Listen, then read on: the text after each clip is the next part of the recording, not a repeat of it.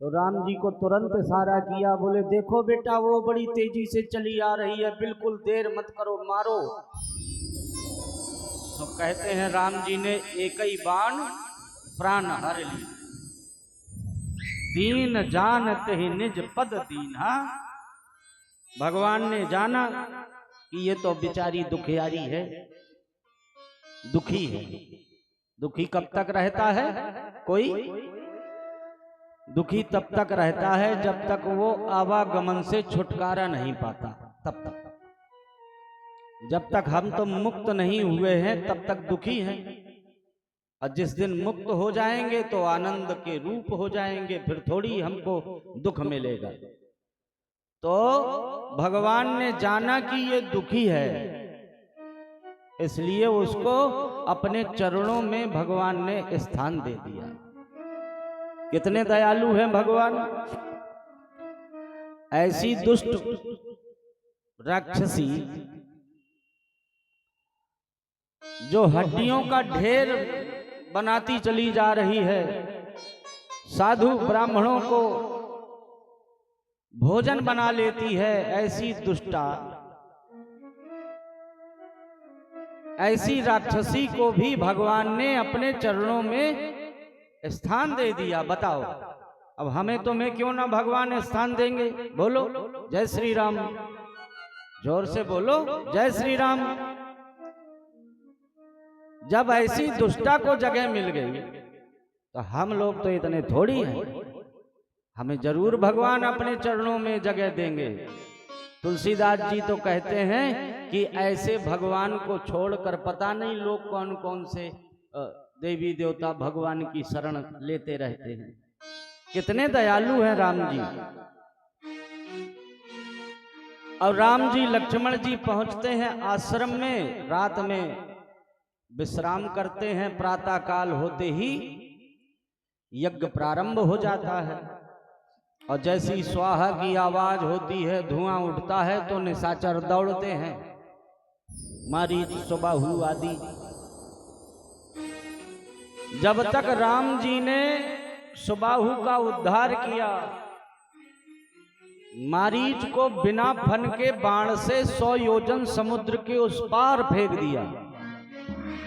100 योजन समुद्र माने 100 योजन समुद्र माने 400 कोस।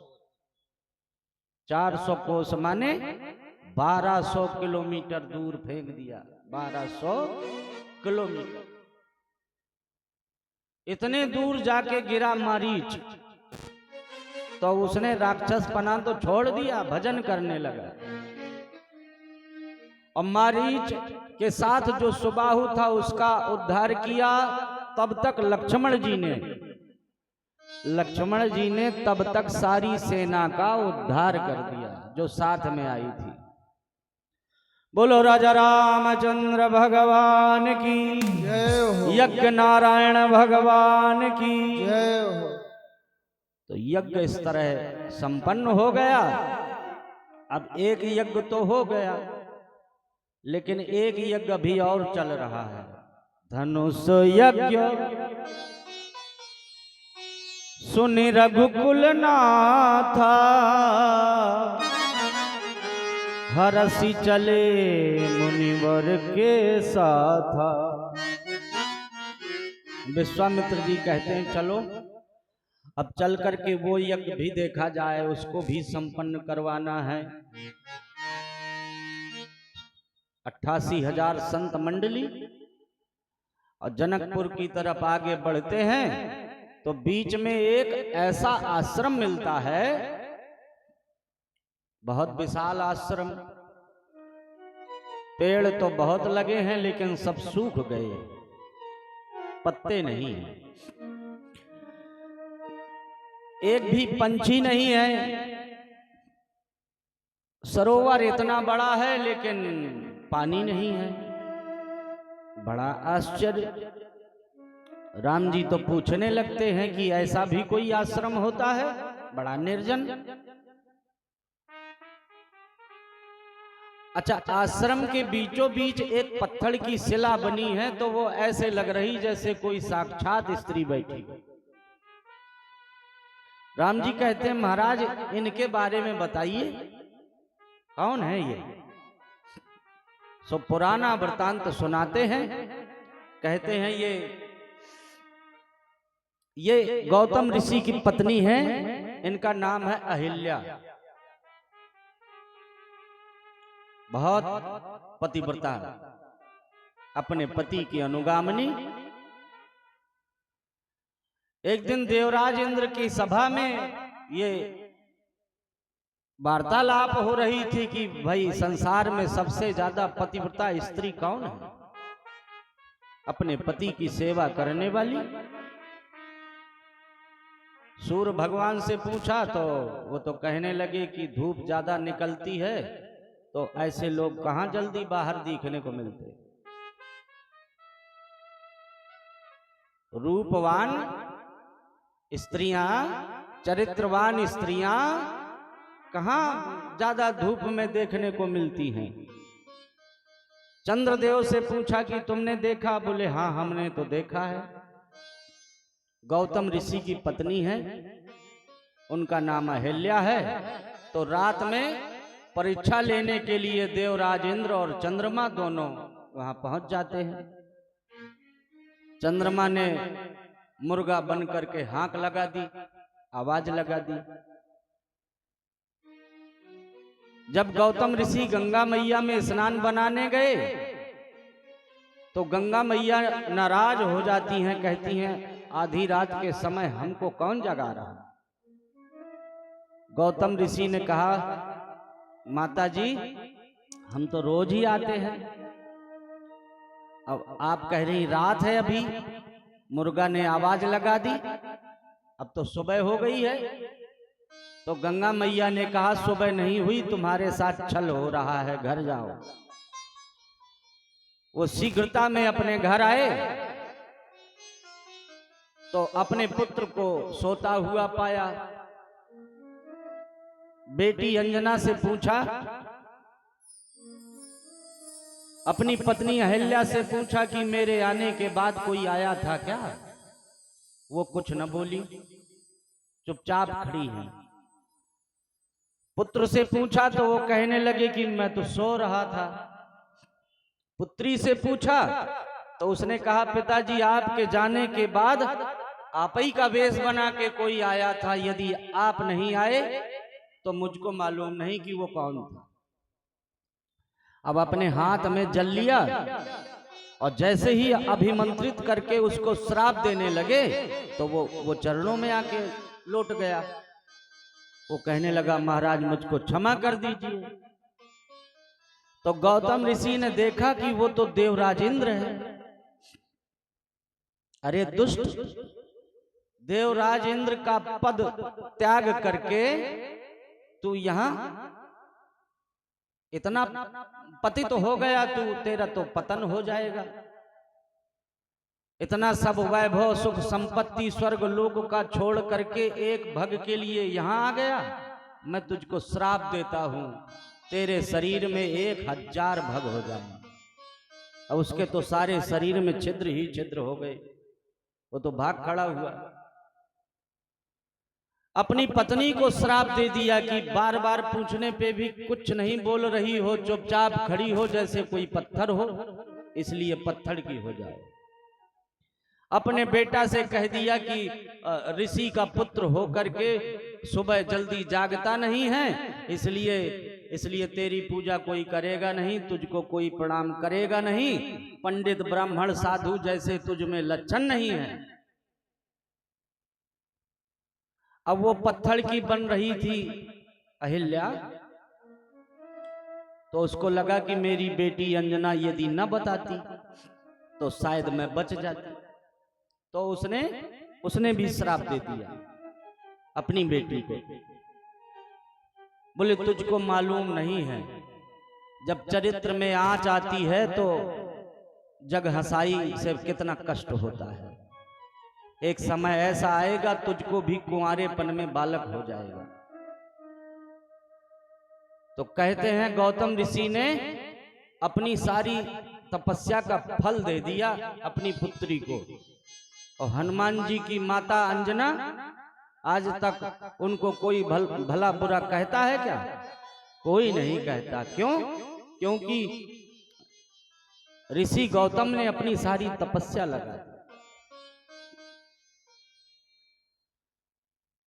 अब तो उनको लगा कि महाराज प्रसन्न हो गए हैं, अपनी बेटी को तपस्या का सारा बल दे दिया है, तो बेटा सदानंद भी कहने लगे कि हम आत्महत्या कर लेंगे।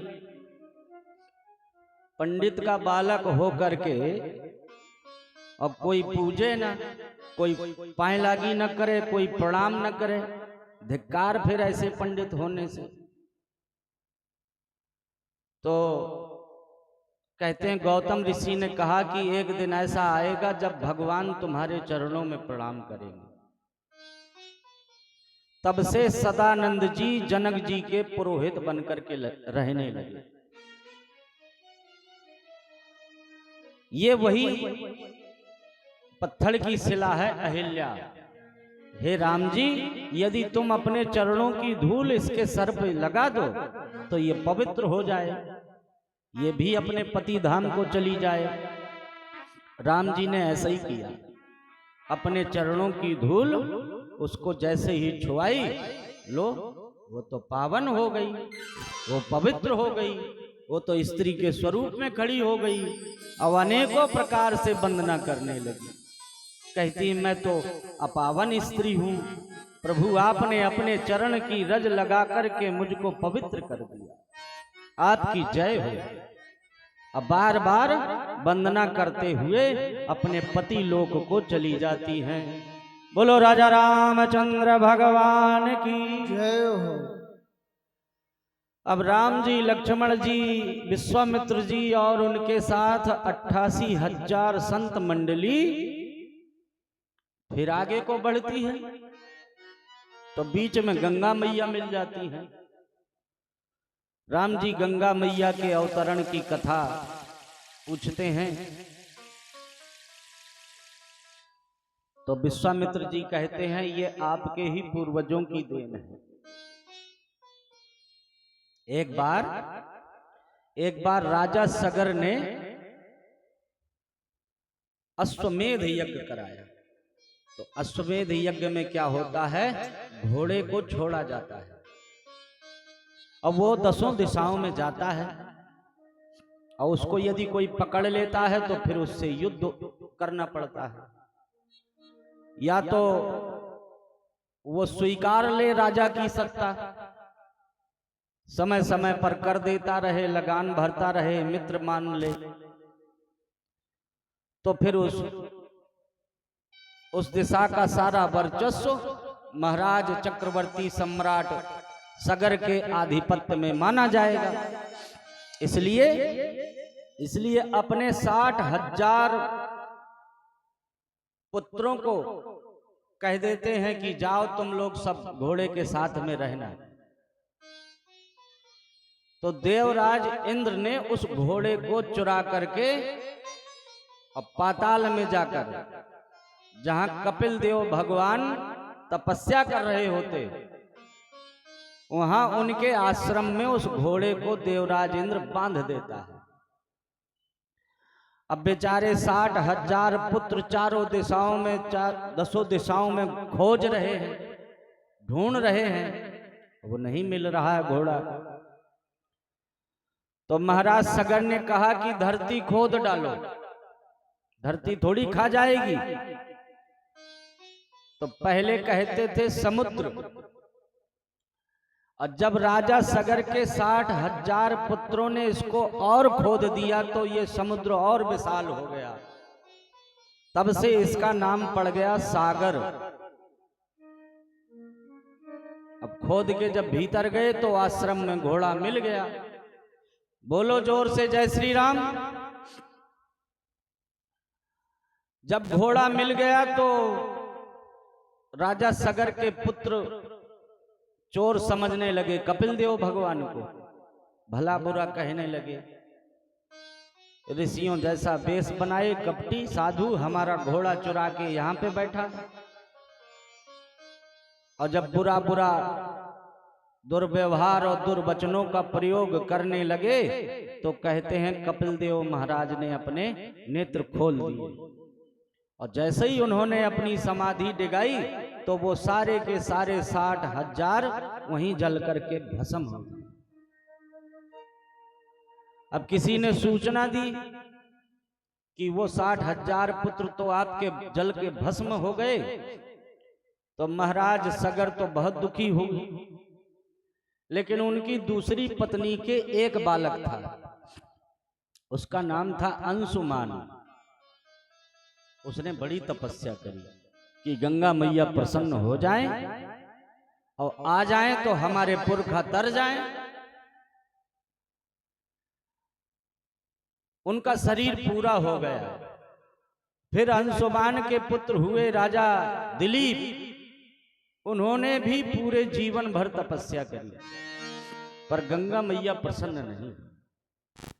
उनका भी शरीर पूरा हो गया भजन करते करते। फिर उनके पुत्र हुए भागीरथ। तो भागीरथ ने इतनी कठिन तपस्या करी, गंगा मैया प्रसन्न तो हो गई, लेकिन कहने लगी कि मैं ब्रह्मा जी के कमंडल में हूं, इसलिए ब्रह्मा जी की तपस्या करो। वो जब तक कमंडल से मुझे छोड़ेंगे नहीं, जब तक मैं कैसे आऊं। तो ब्रह्मा जी की तपस्या करी। अब ब्रह्मा जी कहने लगे छोड़ तो दूं, लेकिन गंगा को संभालेगा कौन। तो बोले कौन संभालेगा। बोले एक ही है, भूतनाथ भगवान शंकर। तो कहते हैं भगवान शंकर की भी तपस्या करी। भगवान शंकर अपने जटाओं को फैला करके हिमालय की तलहटी में खड़े हो जाते। कहते हैं भागीरथ जाओ कह देना गंगा से कि उसके वेग को हम रोकेंगे। ब्रह्मा जी ने वहां से कमंडल से छोड़ा। ब्रह्मा जी के कमंडल में कैसे आ गई। ब्रह्मा जी के कमंडल में जब राजा बलि के यहाँ छोटे से भगवान छल करने गए थे, मांगने गए थे, और फिर उन्होंने विराट रूप बनाया था, तो उस विराट रूप के चरणों का धोवन भरा है कमंडल में। वही तो गंगा मैया है। तो गंगा मैया कमंडल से बाहर आती हैं और जाकर के सीधे भगवान शंकर की जटाओं में समा जाती हैं। अब भगवान शंकर उन जटाओं में से गंगा मैया को छोड़ देते हैं। भागीरथ के पीछे पीछे गंगा मैया चलती है। आगे आगे रथ लेकर के भागीरथ जा रहे हैं। कुछ दूर पहुंचे तो पीछे देखा गंगा मैया तो थी नहीं। तो एक बाबा जी खड़े थे, जहनु ऋषि। क्या नाम था उनका? जहनु ऋषि। तो उन बाबा जी से पूछा कि महाराज गंगा मैया आ रही थी, कहाँ चली गई। बोले हम पी गए। बोले आप क्यों पी गए महाराज। बोले हमारी कुटिया बहा करके लिए जा रही थी गंगा। तो बोले महाराज यदि आप गंगा मैया को पी गए तो हमारे पूर्वजों का क्या होगा। बड़ी स्तुति करी। बहुत दुखी हो गए भागीरथ जी। तो बाबा जी ने सोचा कि छोड़ दिया जाए, लेकिन अगर मुख से उगलेंगे तो लोग क्या कहेंगे कि ये तो पलटी की गई है, उल्टी की गई है। तो मुख से ही निकालने पर जूठी मानी जाएगी, फिर कौन आचमन करेगा। इसलिए उन्होंने अपनी जंघा को फाड़ दिया। इसलिए गंगा मैया का एक नाम और हो गया जाह्नवी गंगा। बोलो जाह्नवी गंगा मैया की। इस तरह से भागीरथ की तपस्या से प्रसन्न होकर के गंगा मैया ने राम जी तुम्हारे पूर्वजों का तरण तारण कर दिया, अब तुम लोग भी प्रणाम करो। सो राम जी प्रणाम करने लगते हैं। सारे जग का माने उद्धार किया है।